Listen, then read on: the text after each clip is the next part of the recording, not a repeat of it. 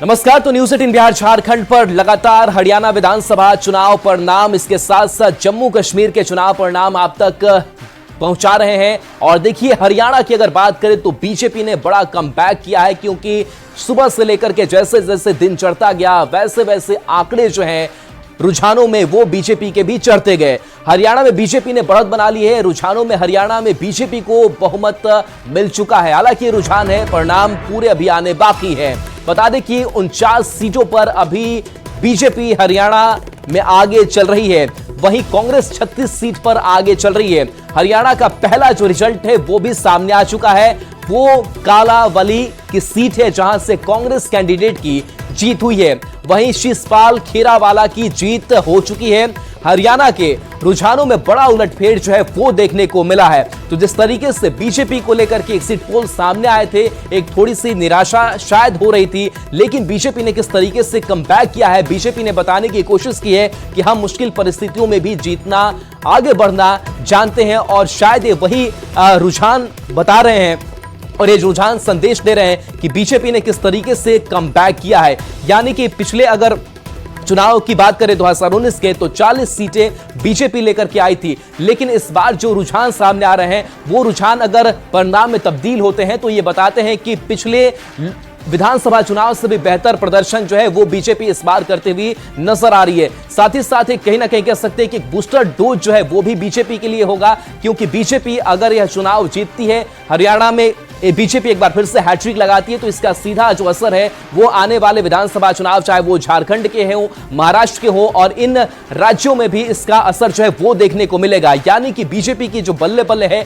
वो ये रुझान बता रहे हैं। हालांकि थोड़ा इंतजार जरूर करना पड़ेगा। तो देखिए, इस बीच खबर ये सामने आ रही कि जम्मू कश्मीर में 9 सीटों के नतीजे जो है वो आ चुके हैं। इसके साथ साथ बता दें कि 9 में से 7 सीटों पर बीजेपी ने अपनी जीत जो है वो दर्ज करा दी है। जम्मू कश्मीर में बीजेपी 27 सीट पर भी आगे चल रही, यानी कि अपना प्रदर्शन बेहतर करिए। जम्मू कश्मीर में नेशनल कॉन्फ्रेंस कांग्रेस जो है वो 53 सीट पर आगे चल रही है। यानी कि जो गठबंधन किया था कांग्रेस और नेशनल कॉन्फ्रेंस में, उसका असर देखने को मिल रहा है। लेकिन कहीं ना कहीं कह सकते हैं कि जम्मू अगर रीजन की बात करें तो बीजेपी यहां पर बढ़त बनाई हुई है। इसके बाद से ग्राफिक्स के जरिए देखिए कि विधानसभा सीटों की स्थिति क्या है। और हरियाणा में 90 सीटें हैं और 90 के 90 सीटों का रुझान हम आप तक पहुंचा रहे हैं, जिसमें 49 सीट जो है वो बीजेपी उस पर बढ़त बनाए हुए है। 36 पर कांग्रेस बढ़त बनाए हुए हैं। बाकी अगर चुनाव चिन्ह की बात करें तो 0 और बाकी बीएसपी 2 सीट और बाकी जो है वो 3 सीटों पर बढ़त बनाए हुए दिखाई दे रहे हैं। तो ये वो आंकड़े हैं, ये वो विधानसभा चुनाव का जो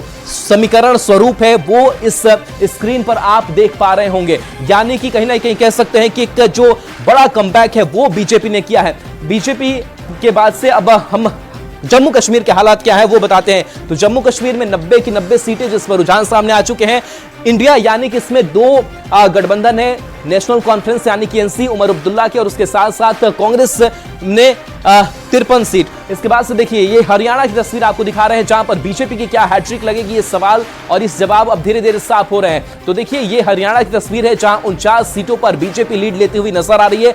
36 सीटों पर कांग्रेस और इसके साथ साथ बाकी 0 और बीएसपी 2 सीट पर बढ़त बनाए हुए हैं। तो बाकी जो छोटे क्षेत्रीय दल है वो भी 3 सीटों पर नजर जो बनाए हुए हैं। बीएसपी प्लस जो है वो इन सीटों पर बढ़त बनाए हुए दिखाई दे रहे हैं। तो देखिए, बीजेपी के पास कई चुनौतियां थी, लेकिन उन चुनौतियों को हरियाणा में कैसे बीजेपी ने पार किया है वो आप समझ सकते हैं। इसके साथ साथ आइए अब हरियाणा की 90 सीटें जिस पर बीजेपी 49 सीटों पर आगे, कांग्रेस 36 सीट पर आगे। जेजेपी की अगर बात करें तो 0 सीट यानी कि रुझानों में आगे जेजेपी बढ़ता हुआ नजर नहीं आ रहा है। और दुष्यंत चौटाला की पार्टी बीएसपी के साथ साथ गठबंधन है वो 2 सीटें और बाकी अदर्स जो है वो 3 सीटों पर आगे चल रहे हैं। लेकिन हम बात सबसे बीजेपी कर रहे थे, लेकिन देखिए इस बीच एक बड़ी खबर सामने आ रही है जहां हरियाणा में कांटे की जो टक्कर है वो अब देखने को मिल रही है।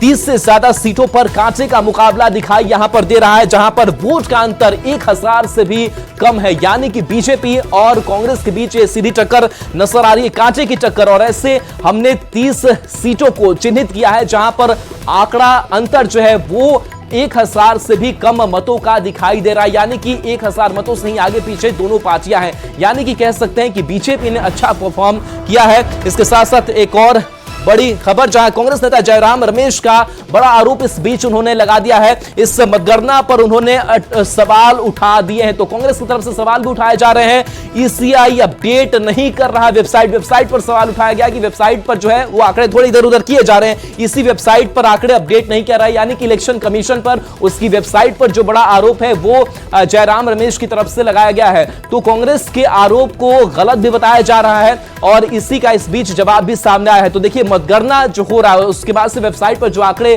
रखे जा रहे हैं उस पर सवाल उठाए गए हैं। तो ये बड़ा आरोप जो है कांग्रेस की तरफ से इस बीच लगाया गया है। देखिए, जाहिर सी बात है कि जब भी कांग्रेस के पक्ष में रिजल्ट आता जाता नहीं है, तो अब देखिए इस बीच एक और बड़ी खबर सामने आ रही है और बड़ी खबर का रुख करते हैं। बड़ी खबर यह है कि कांग्रेस के आरोप का पर ईसी ने जवाब भी दे दिया है। जवाब में क्या कहा गया है वो भी हम आपको बताएंगे। तो देखिए, कांग्रेस के आरोप को गलत बताया गया है। सूत्रों के हवाले से खबर है, कांग्रेस नेता जयराम रमेश ने जो आरोप लगाया था उस आरोप को, कांग्रेस के आरोप को गलत बताया है इलेक्शन कमीशन ने। तो बता दें कि इसी वेबसाइट पर आंकड़े आने में देरी का आरोप, पर अभी स्लो चल रहा है।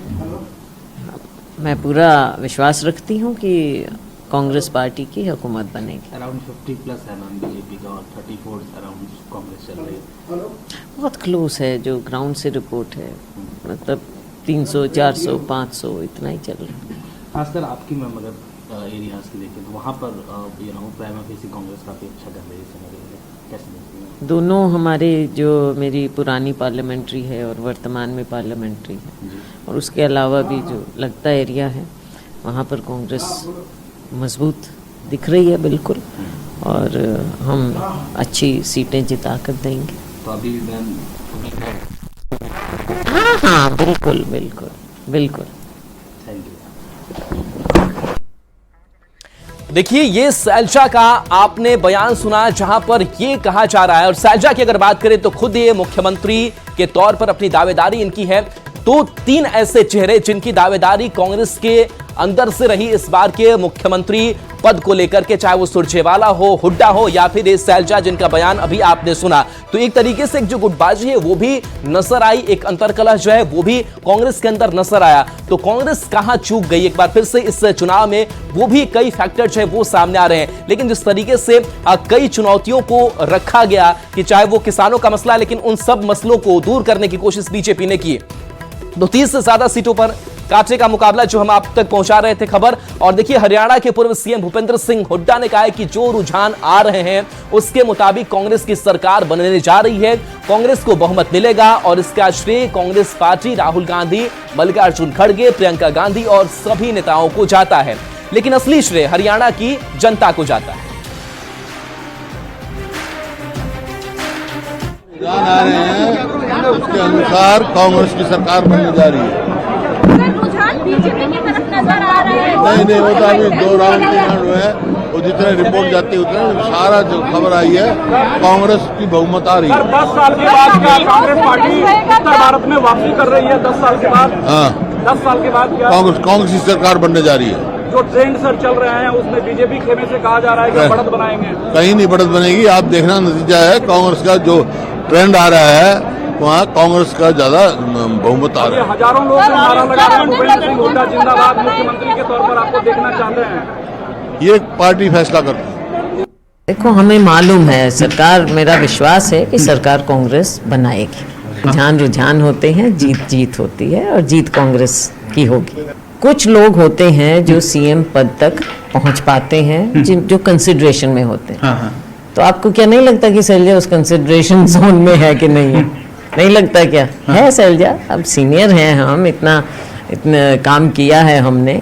तो फिर वहाँ जो कुछ नेताओं को जब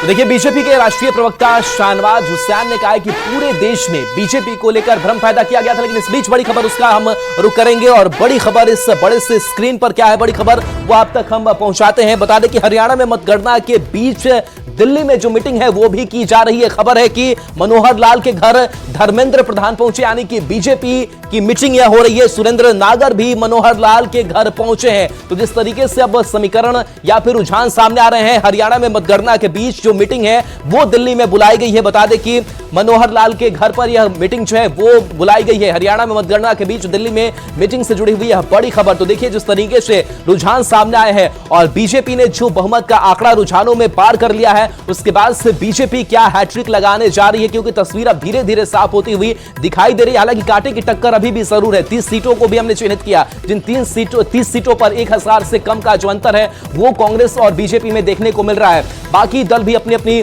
जो बढ़त है कुछ वो भी बनाए हुए हैं। चाहे बीएसपी ने जिसके साथ गठबंधन किया वो बीएसपी प्लस की भी दिखा रहे हैं, 2 सीटों पर आगे है। आईएनएलजी प्लस 2 सीटों पर आगे है। जेजेपी को एक भी सीट पर आगे नहीं है। इस बीच बीजेपी के राष्ट्रीय प्रवक्ता शाहनवाज हुसैन ने कहा कि पूरे देश में बीजेपी को लेकर भ्रम पैदा किया गया था, वो भ्रम दूर हो गया है। बयान सुनाते हैं। सब हमारी केंद्र सरकार जो इतना अच्छा काम कर रही है मोदी जी के नेतृत्व में, और मोदी जी ने जिस तरह से मोदी जी पर भरोसा जताया हरियाणा ने, ये बहुत खुशी की बात है। तो देखिए ये जिस तरीके से बदलाव नजर आ रहा है और बीजेपी जिस तरीके से आगे बढ़ती हुई नजर आ रही है, एक बड़ा कमबैक जो है वो बीजेपी ने हरियाणा में किया है, क्योंकि कई चुनौतियां बीजेपी के सामने खड़ी थी और बार बार इस फैक्टर का जिक्र किया जा रहा था कि चाहे वो किसानों का मसला हो, लेकिन बीजेपी ने उसका भी काट निकाला और कहा कि हम 24 अनाजों पर हम एमएसपी का समर्थन करते हैं। इसके साथ साथ चाहे वो अग्निवीर योजना हो जिसको लेकर भी सवाल उठाए जा रहे थे, उसका भी काट निकालने की बीजेपी ने कोशिश की और उन्हें सरकारी नौकरी देने का जो वादा है वो भी बीजेपी की तरफ से किया गया। इसके साथ साथ घोषणा पत्र की अगर बात करें तो उसमें भी कई बदलाव किए गए, यानी कि जहां पर बीजेपी ने देखा कि अपनी कमजोरी है उस कमजोरी को दूर करने की पूरी कोशिश जो है वो की गई और शायद यही एक वजह बनी कि बीजेपी इस तरीके के रुझानों के साथ आगे बढ़ रही है और कहीं ना कहीं कह सकते हैं कि 2019 का जो विधानसभा चुनाव हुआ था उससे भी अच्छी सीटें लाती हुई इन रुझानों में फिलहाल बीजेपी दिखाई दे रही है। तो चाहे वो पहलवानों का मसला हो, चाहे एक ये भी कहा जा रहा था कि 10 सालों की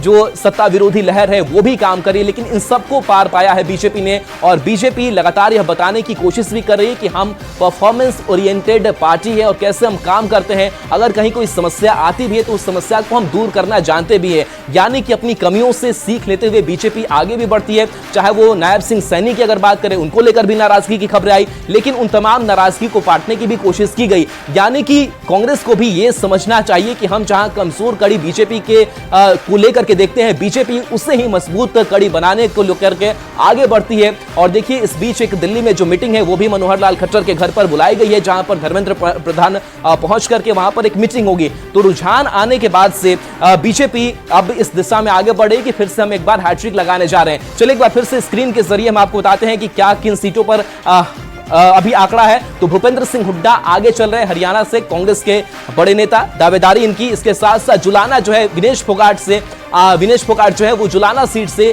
कांग्रेस के उम्मीदवार आगे चल रही है। इसके बाद दूसरे बड़े चेहरों की अगर बात करें तो भूपेंद्र सिंह हुड्डा आगे चल रहे हैं, गढ़ी सांपला किलोई से ये आगे चल रहे हैं। तो देखिए कांग्रेस के अंदर कई तरीके की अंतरकला, और देखिए अनिल विज आगे चल रहे हैं।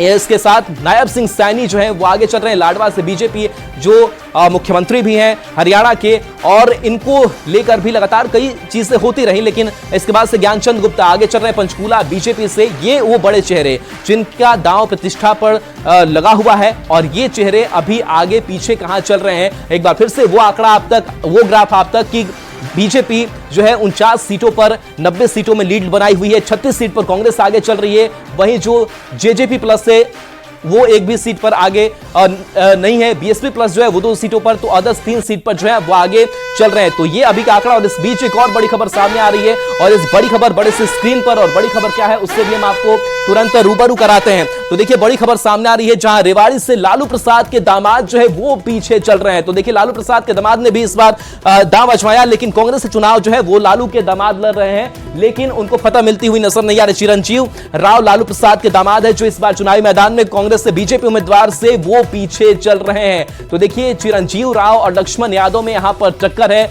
लेकिन लालू प्रसाद के दामाद जिन्होंने कांग्रेस के साथ अपनी भागीदारी निभाने की कोशिश की, इस राजनीति को साधने की कोशिश की, वो उसमें फेल होते हुए दिखाई दे रहे हैं। चिरंजीव राय जो लालू प्रसाद के दामाद है, इस बार के वो चुनावी मैदान में उतरे, बीजेपी उम्मीदवार से वो पीछे चल रहे हैं। बता दें कि 2499 वोट से चिरंजीव राव पीछे चल रहे हैं। कांग्रेस से चुनाव लालू के दामाद लड़ रहे हैं, लेकिन उनको बहुत कुछ मिलता हुआ इस चुनाव में नजर नहीं आ रहा है। बीजेपी उम्मीदवार से वो पीछे चल रहे हैं। चिरंजीव राव और लक्ष्मण यादव में यहां पर टक्कर है। बता दें कि चिरंजीव राव के लिए लालू परिवार ने भी वोट मांगा था, लेकिन लालू परिवार ने जो वोट मांगा था, लालू प्रसाद का एक जो चेहरा है, वो भी काम इस चुनाव में नहीं आया है। तो कांग्रेस से अपनी किस्मत उन्होंने आजमाई थी, लेकिन अभी जो आंकड़े सामने आ रहे हैं कि अभी 2499 यानी कि करीब 2500 वोट से वो पीछे चल रहे हैं। बीजेपी के जो उम्मीदवार हैं उनको वो पीछे छोड़े हुए हैं। तो ये चुनावी नतीजे, चुनावी रुझान जो है वो धीरे धीरे सामने आ रहे हैं, और ये चुनावी रुझान बता रहे हैं कि जो बड़े चेहरे, कई ऐसे बड़े चेहरे जिनके अपने बड़े बड़े दावे थे, वो दावे आज फेल होते हुए नजर आ रहे हैं। चाहे कांग्रेस की बात करें, कांग्रेस कई ऐसी सीटों पर कह रही थी कि हम फतह पाएंगे, लेकिन वहां प्रत्याशी उनके पीछे चल रहे हैं। और देखिए बीजेपी की जो हैट्रिक है एक बार फिर से इस रुझानों में लगती हुई दिखाई दे रही है। हालांकि एक बार फिर से रेवाड़ी सीट की बात करते हैं, जहां लक्ष्मण सिंह यादव जो है वो बीजेपी प्रत्याशी हैं, आगे चल रहे हैं। तो हरियाणा के क्या आंकड़े हैं, क्या अभी रुझान है, वो एक एक करके हम आप तक पहुंचा रहे हैं।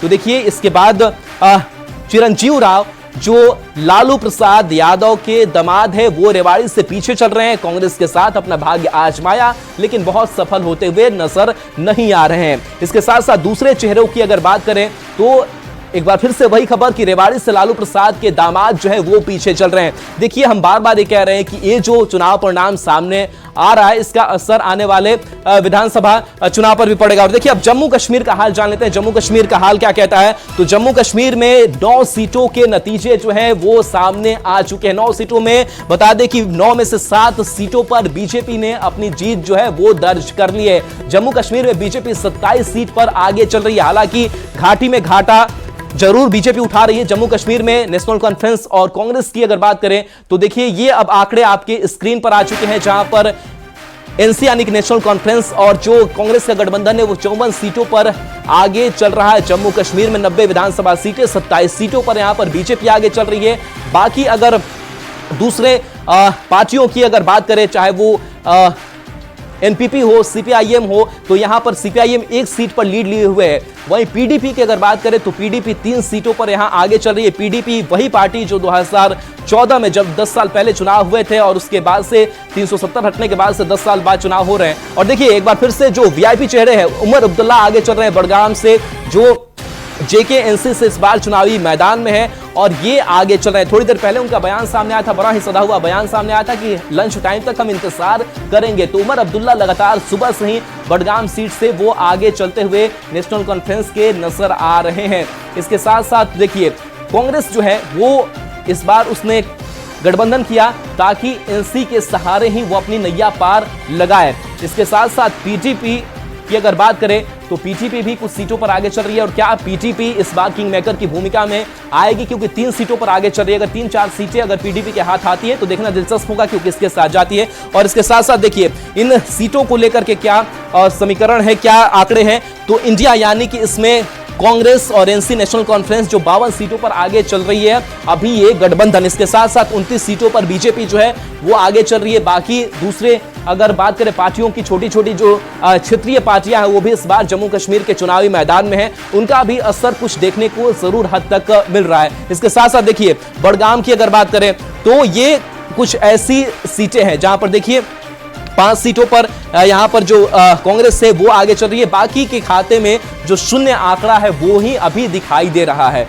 और देखिए किस तरीके से ये आंकड़े पल पल बदल रहे हैं। लेकिन एक बात तो तय है कि बीजेपी ने बता दिया है कि चाहे लाख कोशिशें कांग्रेस ने किया हो, लेकिन इसके बावजूद भी बीजेपी ने अपना छाप छोड़ने में वो कामयाब रही है और ऐसा माना जा रहा है कि रुझान अगर परिणाम में तब्दील होते हैं तो बीजेपी एक बार फिर से हैट्रिक बनाने हरियाणा में जा रही है और इसका सीधा जो असर है वो आने वाले झारखंड विधानसभा चुनाव हो, महाराष्ट्र चुनाव हो और अन्य विधानसभा चुनाव में भी पड़ने जा रहा है। तो न्यूज़ 18 बिहार झारखंड पर लगातार आप तक हम एक एक अपडेट इन दोनों राज्यों के विधानसभा चुनाव परिणाम से जुड़े हुए बताते रहेंगे। एक छोटे से ब्रेक का वक्त हो चला है, जल्द वापस